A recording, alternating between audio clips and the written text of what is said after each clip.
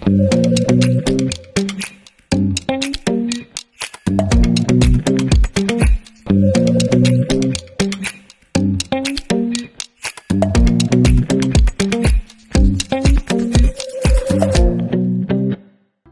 to another episode of Coffee with Kofi, your host here, Kofi Simpson.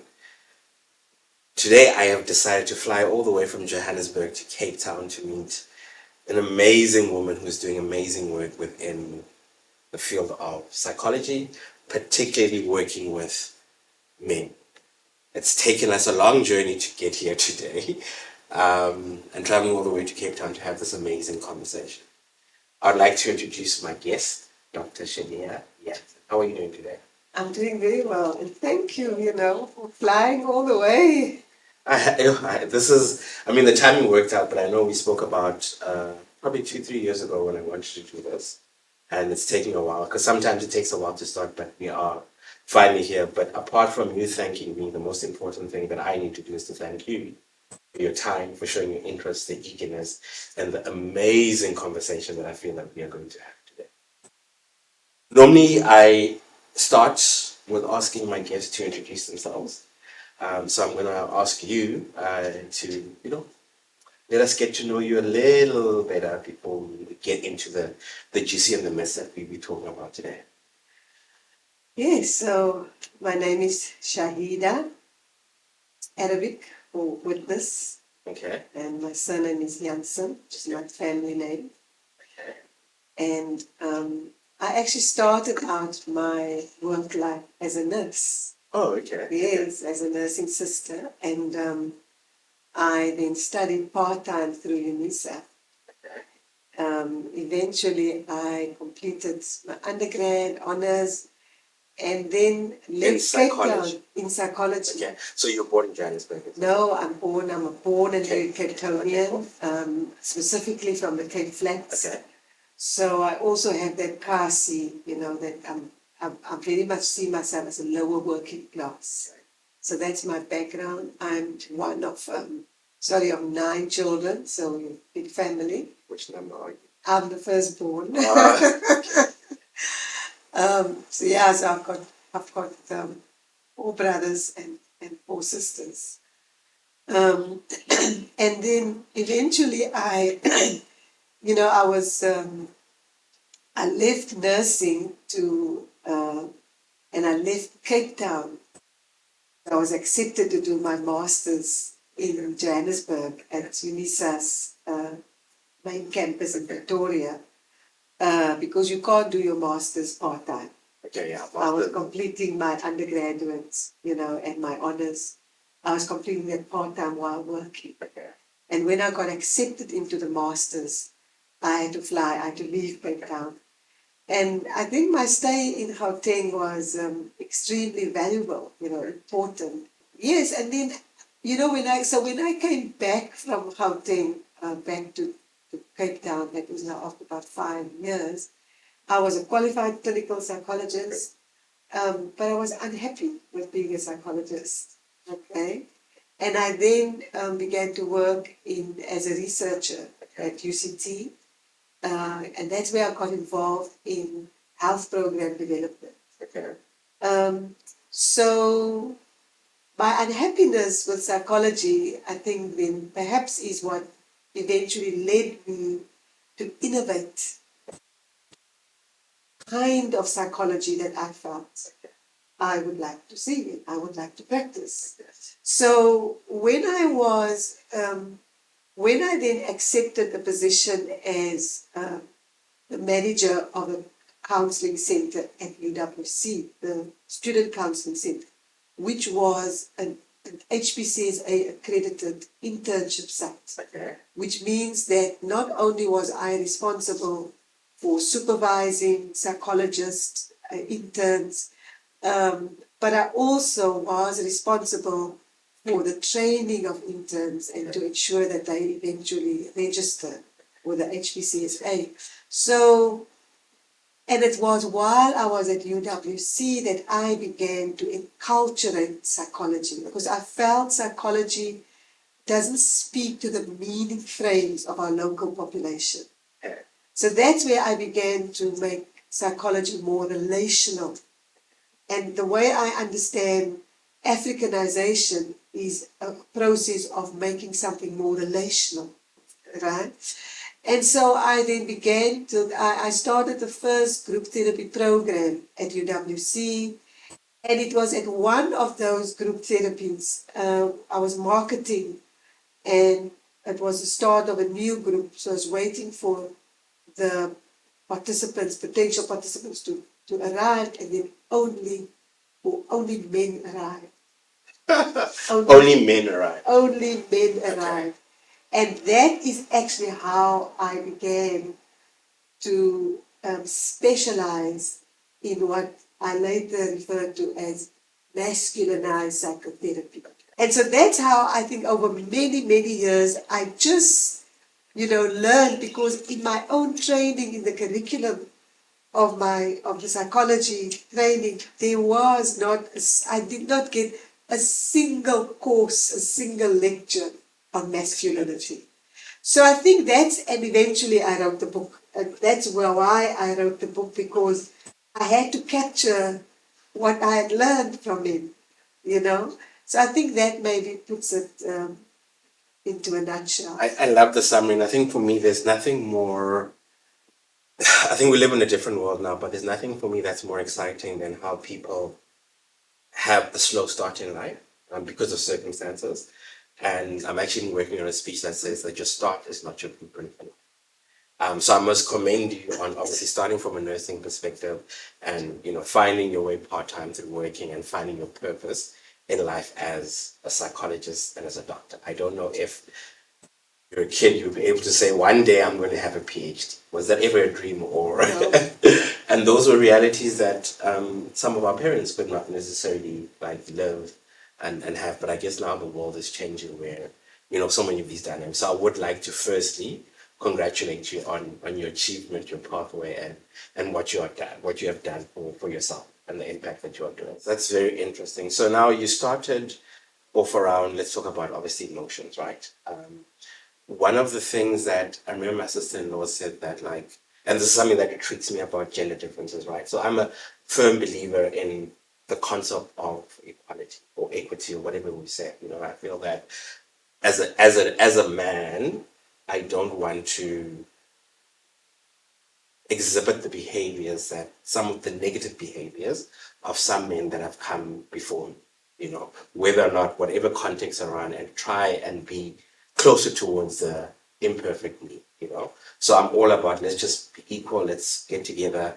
And I feel that the world that we're living in specifically, and maybe it's always been, and maybe media is showing us there's a lot of fights between genders, and one gender is more superior than the other, and one of my sister-in-law said to me a very important thing, that we're all equal as genders, but I'm intrigued to firstly understand what you have discovered around similarities, differences of the two genders, and then we can go on to from an emotional perspective in terms of how we speak of emotion.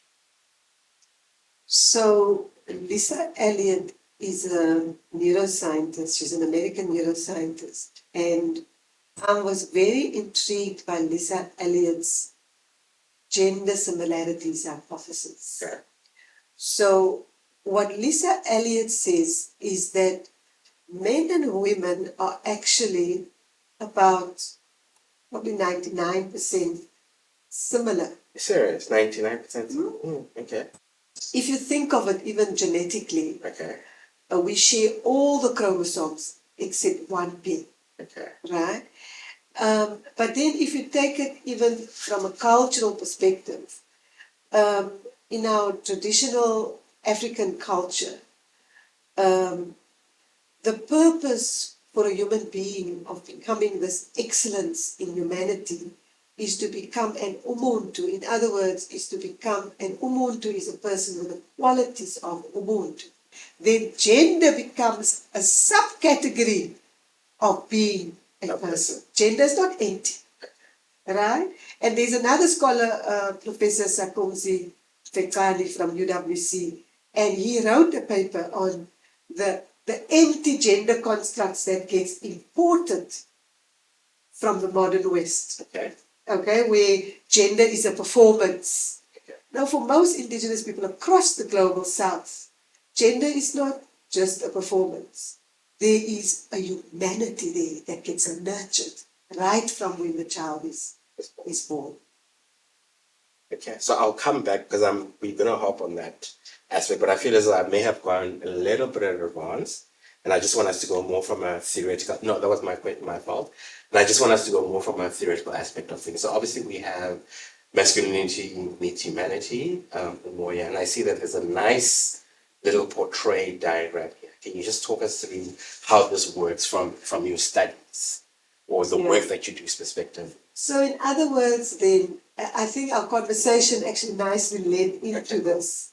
So when I sit opposite an individual man, or I'm facilitating a men's group, which is what I do most of the time, right? I see men in groups, and we do the regular therapeutic groups, right?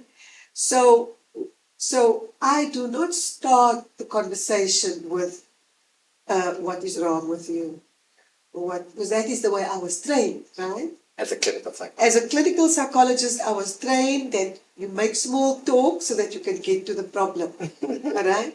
For me, as an African, as a person coming from culture, that is actually offensive.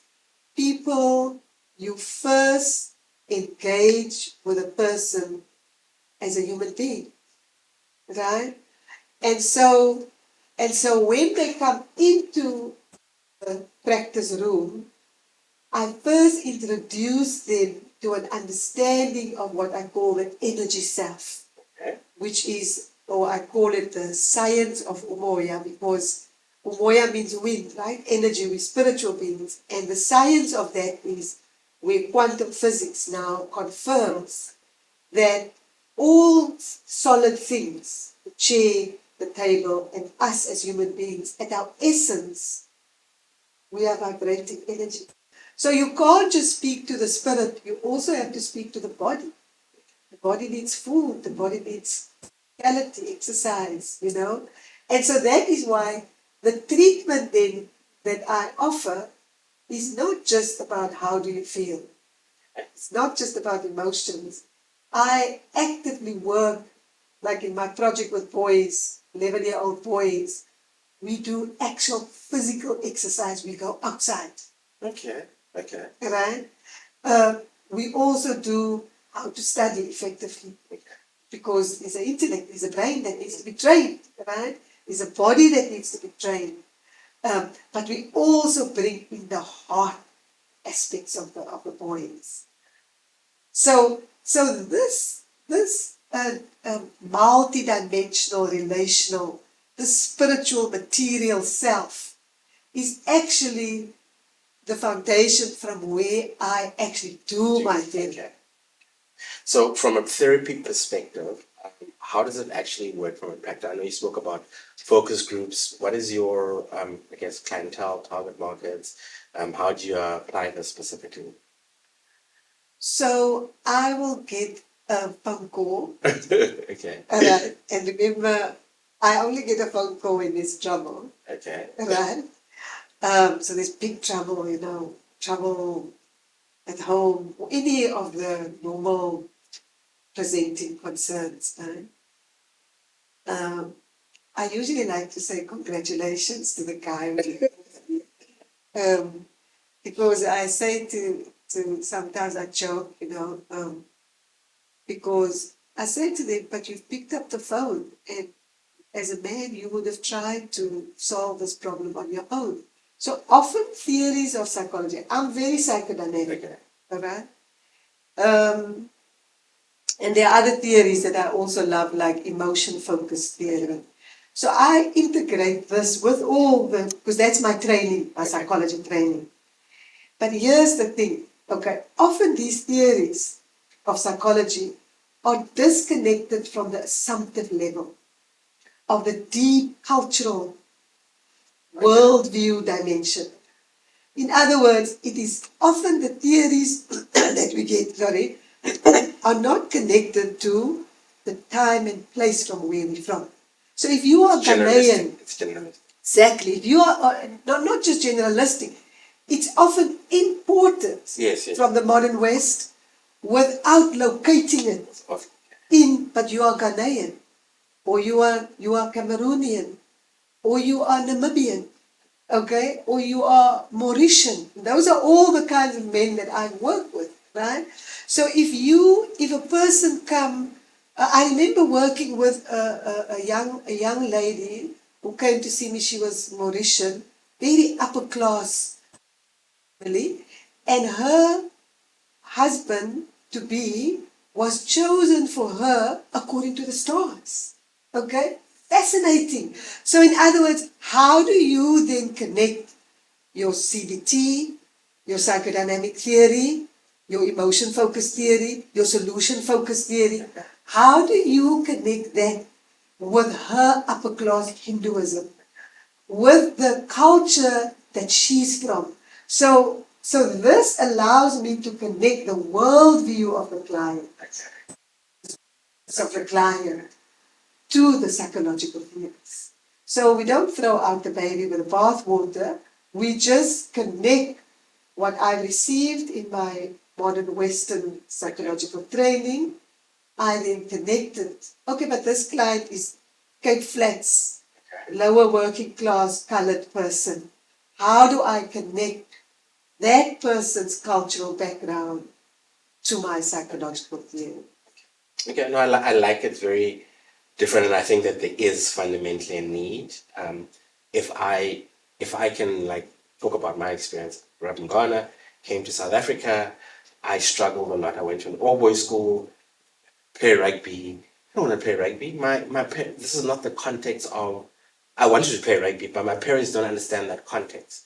Therefore, I'm fighting with my parents because, hey, listen, you're great at this. My parents just want me to go to school and they sent me to go to school to get an education. Therefore, I'm living in a westernized society that I've got to follow these norms. And if I don't, it becomes hard. So for me, it created a lot of family dynamics where now my brother became my father because now my parents aren't understand. Well, I'm a difficult child as a whole, but my parents aren't understanding. I'm not able to express that the world that I'm living is a bit different. And I've always had one conversation I had with my dad is, you know, yes, you see things not in a negative way. You see things in black and white because this is where the world that you've grown up, and now you've taken me into a multicultural environment where I've got to see things differently. But also one of the things that I also did not also factor in as a kid is that for him coming to also a multicultural dynamic, it's also very difficult for him to navigate in this complex, diverse world that we live in. And diversity is fundamentally great. So I obviously like that. Sometimes I like to talk on definitions, and I know we've spoken on about CBT, which is cognitive behavioral therapy, DBT, dialectical behavioral therapy, and then you talked about psychodynamics, right? And I think I should have said at the beginning, when you say psychodynamics, what is psychodynamics for the average lay person? I think just in a very simple way of understanding is that psychodynamic theory believes that your childhood experiences shape a lot of what you experience as an adult, as basic as that. All right? And kind of what I find useful about the psychodynamic approach is that often the past will intrude itself in the present. So a guy might present with difficulties with his partner, and that allows me to actually take it back, and then inevitably there's been difficulties at home. So that's in a nutshell maybe what psychodynamics is. Okay. Well, thank you. And okay, now I see how that fundamentally links up from a perspective. So we'll segue back into a question, and sometimes there has to be a yes or no answer, right? And I love the answer that you spoke about. We say that fundamentally, apart from a become, whether or not it's race, gender, whatever, we are all same in terms of our organs, our blood, how we feel, and how we function. But now there are differences, and we can say men and women may differ from a biological perspective or sex perspective, right? So my question at the beginning, now we started with being a whole, and I went from an emotional aspect of things. Emotion is a very important thing, and one of the things that I've had to learn over the years is the concept of regulating and how men must show up and how women may show up. Are we fundamentally Similar or different from an emotional perspective? So there's an evaluation form that I, for years, been giving men's group participants to complete once they, done with the course, with the therapy. And one of the questions asked, are men and women similar emotionally? And everybody will say no. Men and women are different emotionally. So why you separate men? And why men's groups work so well for me? Okay, because you honor that difference. So this is the way I understand it from a men's group perspective. When I separate men from women, okay, remember now I'm a woman, but I'm the techie in the room, right? And small group dynamics, because I'm a small group dynamics specialist, is facilitate from the periphery. You don't centralize yourself. They're in a circle. They're in a circle, right? They speak. I'm sitting with them in the circle, but they are the power to each other. Because a man wants to see himself reflected in the eyes of another man. Okay? So me as a woman, I set that up in the men's group. Alright? And what I also always ensure, that's why when I select men for a particular men's group, I also select some alpha males. Like you spoke about your elder brother, right? And so you will find that younger men are always looking for that older male figure that they can admire. Because remember, the way we are relational beings, the way we begin to understand who we are is through reflection. We're not able to, that is why we talk about the myth of individuality. The myth that we are separate. Because even the way we grow to be, to who we are, is through the reflection of others. So a men's group then is like a mirror, walking into like a room mirrored with masculinity. Right? So what then happens in the absence of a woman, men can then focus entirely on their inner world and not on their scripts related to women. Because if there's women there, they will then want to operate according to the scripts that how they're supposed to behave in the presence of women. Protect women and all of that, right? But when you remove a woman, they can just turn on themselves. Secondly, they can then engage their feelings within their own worldview and values. So men often will bring in male symbolism in the way the satellites, something about cars or something. They will explain something tender about their feelings, but they may use examples from their own world, their masculine worlds. When there's no women, they can do that, right? Also, in the absence of a woman, men are then having to do all the relational tasks themselves. When a guy breaks down inside the therapy, and I've seen this, I've witnessed this many times firsthand, it is the other men that rally around him. But what I'm saying is that actually my experience with men is when you put the structures in place for a man to engage with his tenderness, his vulnerability, they go there. So what is happening in our society is that the society is not putting in place that men do not have places to go to. Can you imagine the amount of money they have to come and see me as a clinical psychologist? First, you must have medical aid. Then the medical aid runs out. Or you don't have medical. Or there's about 21 million people in South Africa that live not below the poverty, below the below poverty line in South Africa. This is where the structural literacy in psychology is important. Don't just talk about feeling, talk about the structures. Talk about the men who are sitting on the side of the road. There's no jobs. You want that man to be a father. He doesn't even have the transport costs to take a taxi to go and see his children. He is so filled with shame because the culture still maintains that he has to be a provider, that he has to be this, and that way, and he's living in a country that excludes him economically. A lot of men, when they start confiding, it becomes a weapon that comes back to them later. Confiding to each other, confiding to other genders. Somewhere else, okay? It becomes a weapon. Yeah. All right. So that is why I say to the men, no, you don't have to now go around and disclose, and you must now show that you are not toxic masculinity by going around and emoting everywhere. I say to them, not even us as women do that. We first check your environment, is this safe? Okay. You don't want to disclose personal things.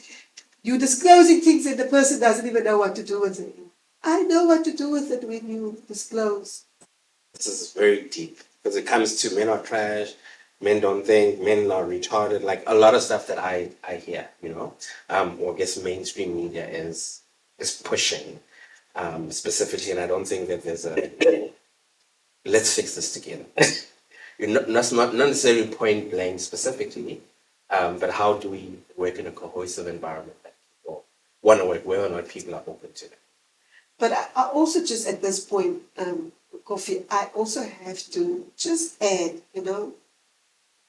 part of the contract, Okay. when you enter into, whether it's an individual therapy with me, Okay. whether it's a workshop, because I train men to work with boys, Okay.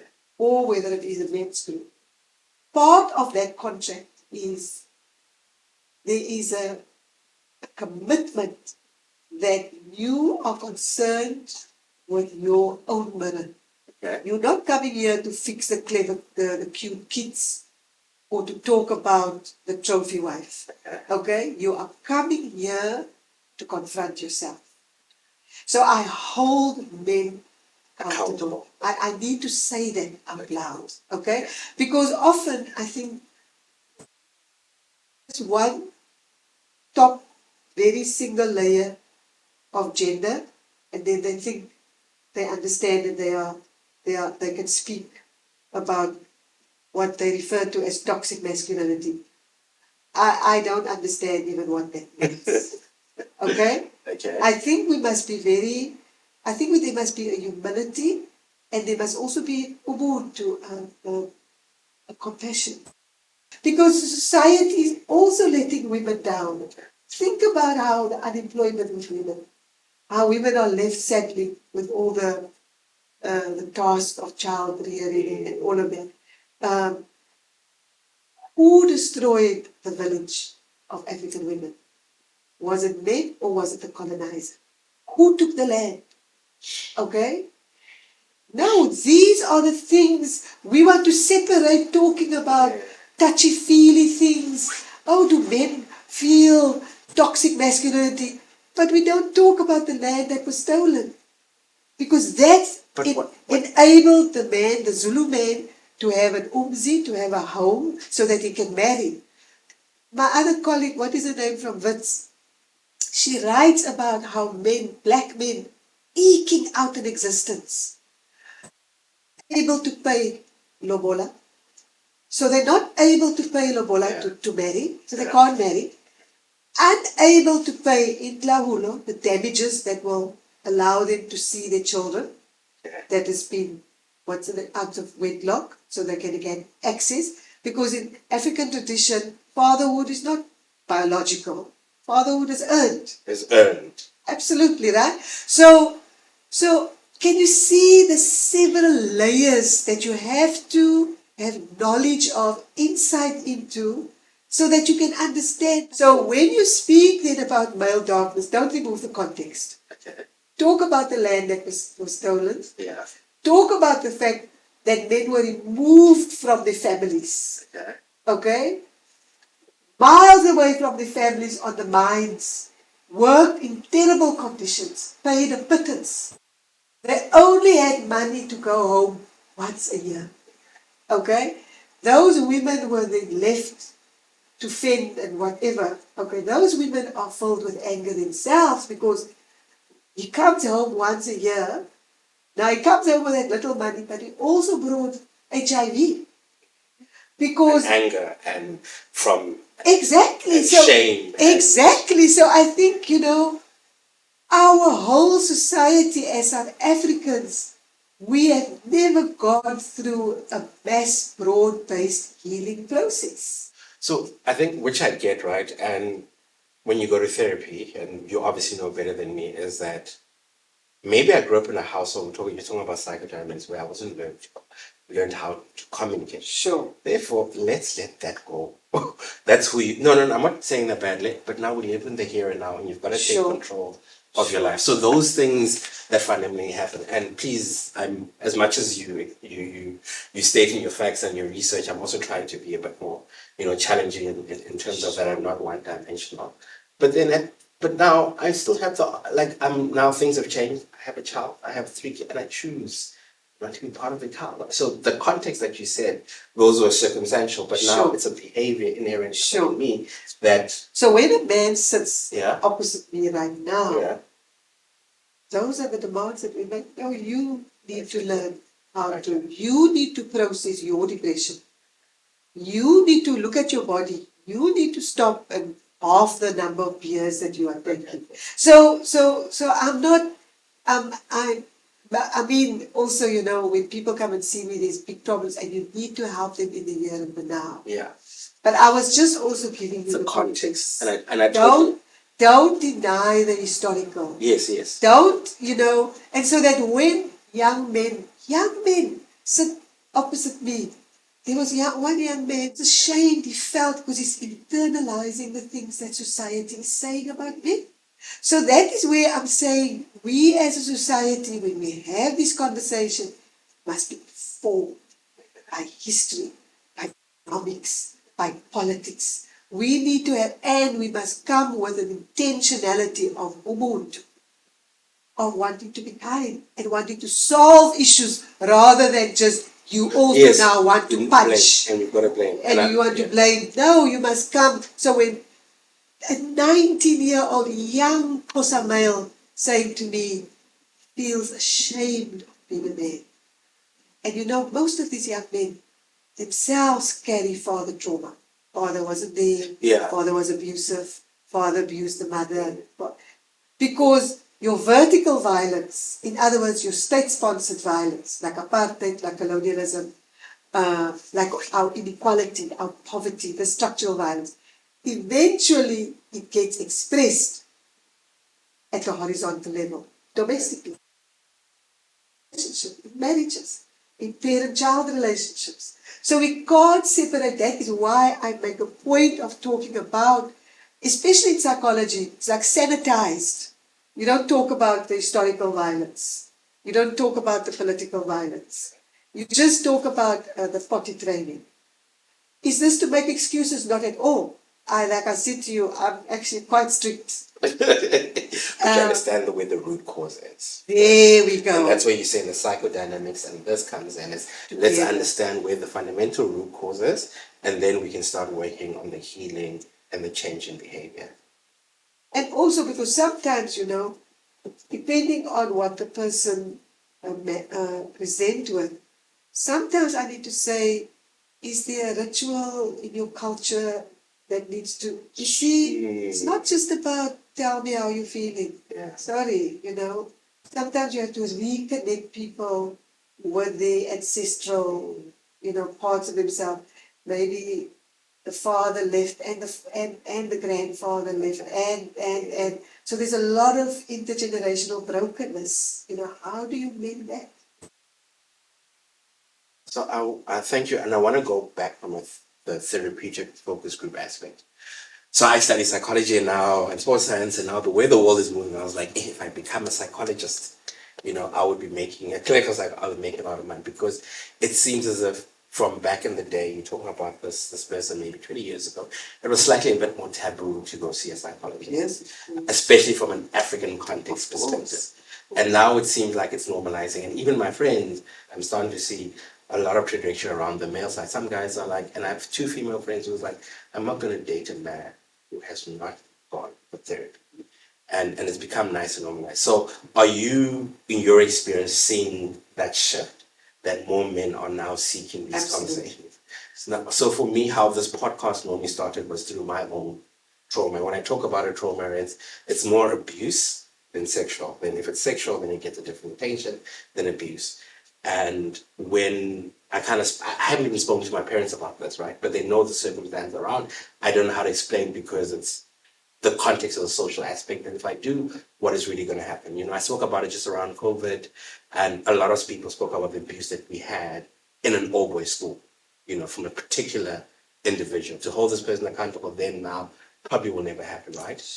But in me speaking about it, some people said, thank you very much for, we all identify with this. Thank you, you've given us healing. And then there's that one's like, an example of why certain boys' schools don't work. And therefore, it becomes very difficult for some people to have these conversations. But I'm also feeling that the more we speak, the more normalized. And I like what you're saying, the identity is like, yes, I like struggling with this. I can't have it like with my friend Sam that I interviewed. It's not a common thing, but for someone to speak about it and to normalize pain, to say, yes, I identify.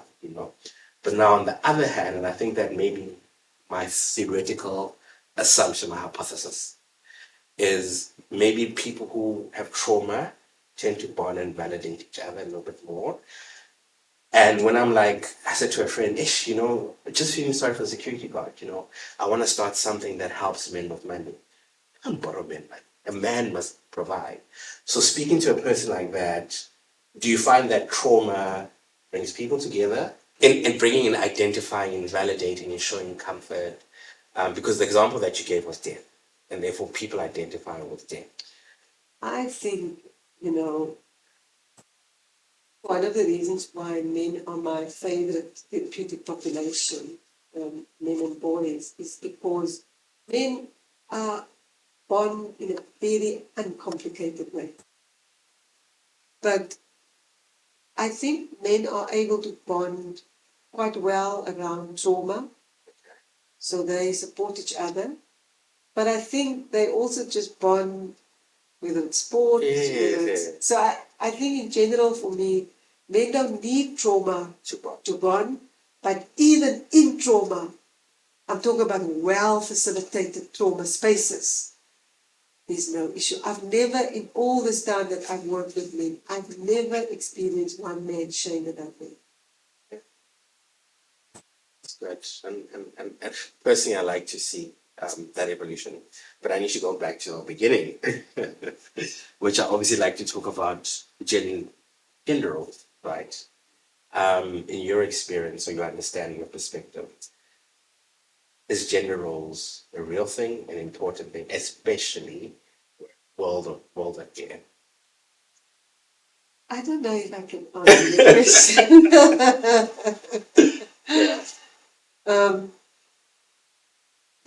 Let me trouble it, sorry. Okay, cool. The big trouble that I have with gender is how gender gets separated from other social categories. Okay. Because in reality, gender is never separate from the fact that I'm black, that I'm Muslim, that I'm working class, that I'm this and I'm that. So, but that I'm also educated, that I'm a professional. So in other words, the problem for me is when you ask me about gender roles, and I'm thinking, how much of that role comes from gender and how much of that role comes from race, comes from class, comes from, right? So that's the first thing that I've said. And I think particularly in a country like South Africa, with our race history, this was, and I don't think people, I think people forget, how extreme race was as a category. It was very survival dependent, where you could walk dependent on the race, right? So for me, it's very interesting, and Dr. Mzamo Masito also talks about it in his book, how white women then emerge as the key beneficiaries of VEE.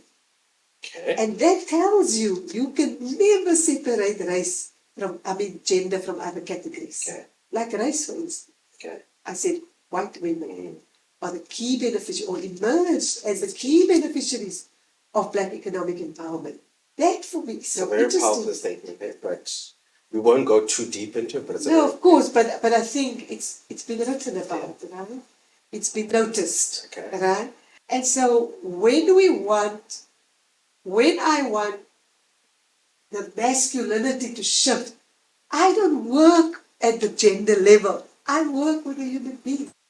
Totally understand. So as the person begins to process his trauma, I see in real time how that man becomes available differently to his own children. In real time, I see it. Okay? When I'm working with his humanity. I'm a woman. I can't work with his gender. Okay? So when you ask me about gender roles, I'm not even sure that is real.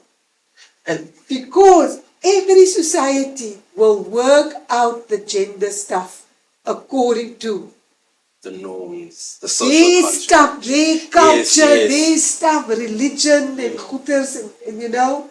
So this issue also of gender is also something for me that was, you see it in university spaces and it's gender. Don't come and just talk to me about gender.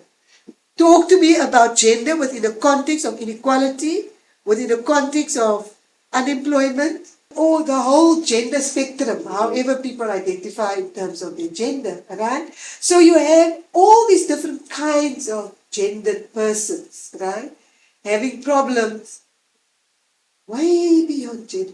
So it's way, yeah. And please, I hear you, right? And I'm still gonna try to get you to give some form of gender aspect. Is even, and we talked about the man on the street, right, and the role money plays in providing, right? And unemployment, it's society is less forgiving for an unemployed woman than an unemployed man, right? Absolutely. Even the Uber driver that when I was flying here, he was like, I'm going through a divorce. My wife inherited a business. I got bought involved part, but now it's also created complications. Now it's a Uber driver, right? Truck business, all those kind of things. And it creates issues in relationships when the providing dynamic happens or the lazy dynamic happens on the other side. And one of the things that I've had to realize about the context of society that we live in is, so I started doing recruitment, and then I'm recruiting like actual scientists who are working in a bank in a branch, you know, a person with an accounting degree, and I realized, no, man, I had a better start than them. They are a bit more smarter than me, but I'm earning more because of the social context is different. Therefore, that person has a very low start. So I'm very empathetic. There's someone that I liked. I went to varsity. She didn't go to varsity. So I'm earning more and my start was a bit better. So I'm understanding the context. So for me to say, hey, let me help you grow, it's good. On the other side of the fence, it becomes a bit difficult, you know. And just some of the conversations that I have within my social context now is, okay, I mean, like our mothers, for example, were nurses, teachers, got home, left at 3 o'clock and were able to cook. Now the new age woman is leaving home at 6, 7 in her work clothes, cooking and balancing. And some of those things affect a lot of relationships and marriages. Absolutely. And I mean, like, I wouldn't be able to cope if my husband wasn't the one who always cleaning, always doing the dishes, always the washing. You know, I wouldn't be able to devote so much time to scholarly work and all of that. So what I'm trying to say to you is, you know, in my mind, if you gave me like a lot of billions and you say to me, Shahieda, I want you to change the conditions of people with this money. I will not work at the gender level. Okay. I will work at structural level. I will see how can I use this money for job creation, for better housing, for da-da-da-da. You actually sort out those structural things. People work out the gender dynamics themselves. If you really go into some of this violation of women, the gender-based violence, right? And I do that. I'm on the 24th. I hope you're going to join the webinar. 24th of March, right? 24th of March. Because I'm going to talk to, how the structural aspects of society creates so much strain for all the genders, and I'm not trying to whitewash. I mean, we've got awful gender-based violence.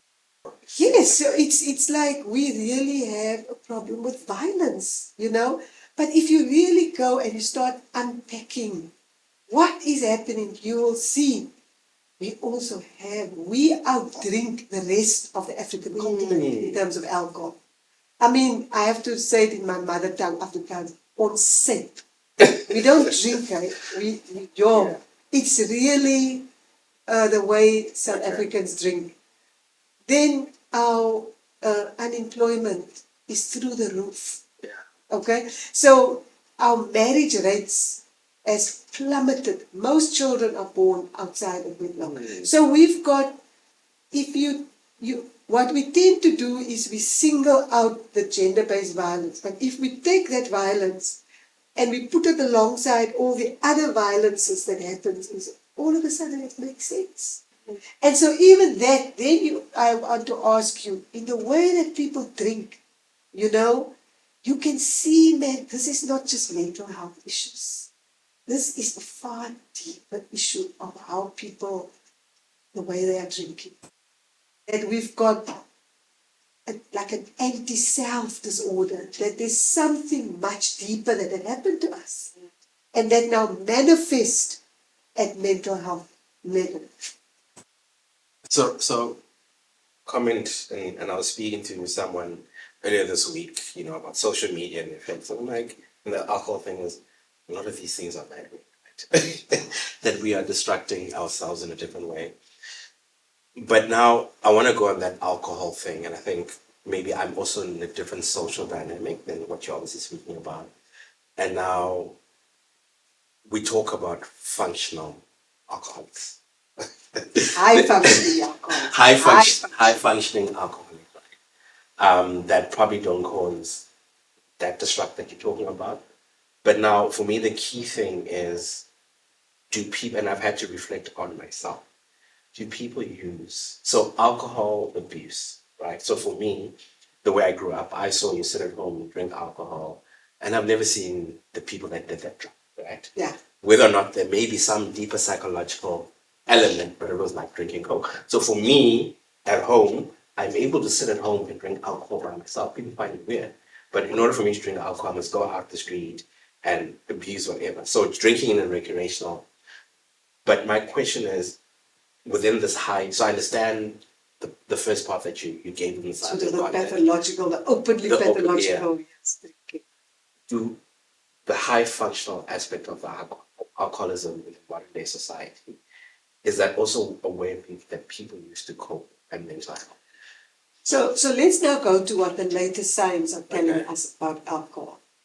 All right. So the latest science tell us that actually alcohol, there's no amount of alcohol that is actually good for you. Alcohol, even that 2 glasses of wine, alcohol is not good. Alcohol attacks every cell in your body. All right. So this notion that there is a kind of a normal, socially acceptable way of drinking was all myth making.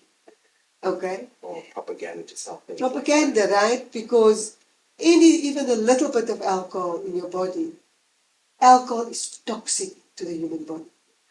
It's not a good thing to take in general. Okay. What you find, in fact, it was something that I thought, is a bit of a gap that needs to be provided. What I would actually like to provide is a special service for high functioning alcoholics, for people who are highly competent and they carry out their lives, but when that one night when they're not able to have that alcohol, they can feel and that tells you that alcohol is serving a purpose of dulling your senses, even though you are drinking in a very socially acceptable manner. And I think it goes back to the fact that alcohol, even in small amounts, is toxic. Sorry. It's fine. Hey, chocolate is toxic. Cake is chocolate. It's making, but it's an evolving thing in the modern day society. Yeah. So within your work, obviously, focus group. Let me go back from a focus group perspective. I know you've mentioned, the guy who spoke about I don't feel like a man, the death aspect of someone's father passed away, they didn't have a good relationship, so he cried. But what are some of the key insights that you've come across within your focus groups that you can, just alert? I think that men, when you create spaces where it's safe, I don't see any problem with the ability to both experience and express emotions and a range of emotions. Right? I do think even the way men express emotions are different. Okay. Right? And I also think that society are ambiguous and ambivalent about male emotions. I'm wondering sometimes whether it means men who are ambivalent about their own emotions or whether men pick up that society. Remember, men take these scripts from society. So, um, so I find that there's no issue. We can go anywhere. We can deal with very, very deep, dark, sensitive, what you refer to as negative emotions. It's all there and we can all go there. So sometimes you have the alpha male in the room, and he could be alpha because he's older, he could be alpha because he's stable. But sometimes, and that's for me the best, when I have an alpha male because he's actually so good with his feelings. So alpha males are good with feet. No, I'm not saying, I'm saying you get different categories of criteria of why a man would be regarded as an alpha male. Depending, like in sport, it would be the guy, the best basketball player, whatever, that makes him alpha, right? But in the men's group that I run, which is about the purpose of the men's group, is to go near the feelings that you usually avoid. That's how I contribute, right? So here you're going to come and you're going to go to those feelings that you. Sometimes the guy that is he's quite manly or he's quite, but he's also the guy that next thing the guy's crying, he goes near his tears, and genuinely so, and in a reasonable manner.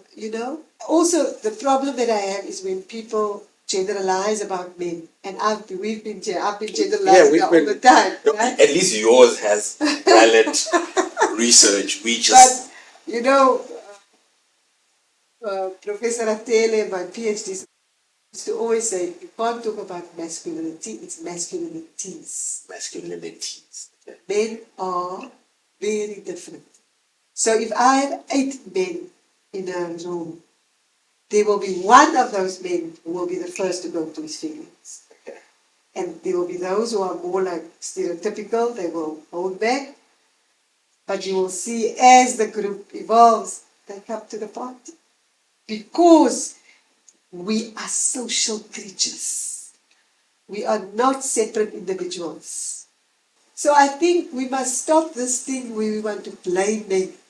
We must put men in context and say, men on Southeast Asian men who's middle class, who's from this tradition, who's employed, or who's this, or who's that, or who's married or single, particularize it. Yeah, it's for me. It's a weird thing is that when we say men are, when you say women are, there's a lot of defense that you can't blanket us all in the same fashion in terms of that.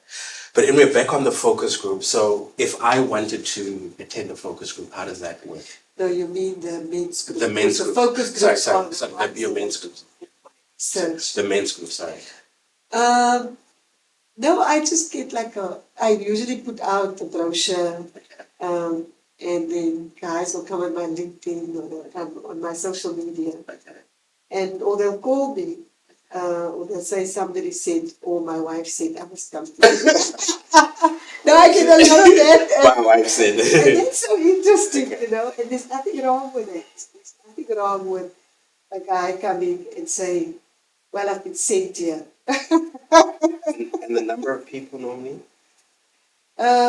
So normally I prefer about 6, but sometimes there's 8 and maybe 10. So the men's group has to be a group of strangers. Okay. Because you want to go to places within yourself where you don't want to consider, oh, but he doesn't know this part of me. And if you have another relationship with somebody, it's a no-go for the next group. No friends, no cousins, no family. Don't you have one of your friends who's a psychologist or a social worker? Because I think what may be useful is I would like to train some guys to run this kind of men's groups. Do they have to be a psychologist? No, that as long as they have some mental health qualification. Are they industrial psychologists? That's perfect. That's fine. Are you industrial psychologist? At an honest level. Okay, but we can work with that because you're accountable to some. I'm a psychometrist. I'm part of the HPC. Okay. So now we must talk about. Okay, cool. But just in closing, you said commented on my podcast that I sent you that my friend is a Mitch of a man, and I told him like to Google, what does a Mitch mean? You want to know what is a Mitch? A Mitch. It's a Jewish term. Mitch is like good man, just with their qualities, and I think it's more about the kind of person, just the way he thought about his partner, and the way he thought about what. Now you see, I mean, that is where I'm telling you, and this is when I go back to Lisa Elliott, the American neuroscientist with her gender similarity. She says that we overstate the differences between men and women. Or sometimes we talk about the difference in gender where it's actually just because of person. So I like their dynamic, and I've learned a lot. And he was my first young man, right? The person that he is now and the person that he was, very, very different. And I don't know what switched, but also the partner that he's with. And I can see the evolution of becoming a better person, of being empathetic. And the thing that he says in their relationship, which I keep telling a lot of people, they work on the strengthening. And I mean, his wife is he says, a kept woman housewife. She's there present with the child and all those kind of things, but it's like, let's understand where my strengths and weaknesses are and how to marriage thing together. And it hasn't been a very easy journey for them.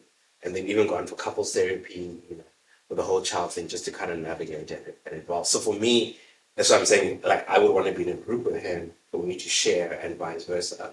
And how do we all learn, to share, and because there's challenges, I can be open about certain things. I can be very, very closed about certain things, And sometimes it's more about like embarrassment. So if it's pain and I feel out of pain, I really don't care, And I'm learning how my ego leads to a lot of reaction with certain things, and just having people around like that on both sides. But we have spoken and spoken and spoken, and this has been one of the most relaxed conversations and exciting conversations. It has been. You've been so interesting and good to interview. So I'm very blessed and grateful that you made the time, and I guess good things come after a while. After 2 years, 3 years, I don't even know how long we obviously met and we met this. And I guess someone that I knew for probably 20, yeah. I'm not, it was varsity, but connections also happen in life and they evolve. So thank you very much for honoring this invite and enthusiasm about it. The last question I actually need to ask as we close is that when I initially reached out to you for this, you were like, but I'm a woman, why do you want to leave this conversation? Did I say that? Yes, Okay. not in a bad way, because I had a list, but you're like, is this not for men to have this conversation? What is the why for you around this particular field of I think it's just been my own struggle about being a woman working with men. It's so rare and I'm so lonely in it. You must also remember, given the extent of absent fathers in South Africa, I also have to think about my female presence a little bit more. Yeah. Because when I run a men's group as a woman, and most of the men have struggles with absent fathers, I'm in a sense reinforcing the problem. So it's just my own consciousness of being accountable in the way that I would. You know, in my journey of trying to make sense of why am I the woman doing this, I then discovered, what's her name, and it just made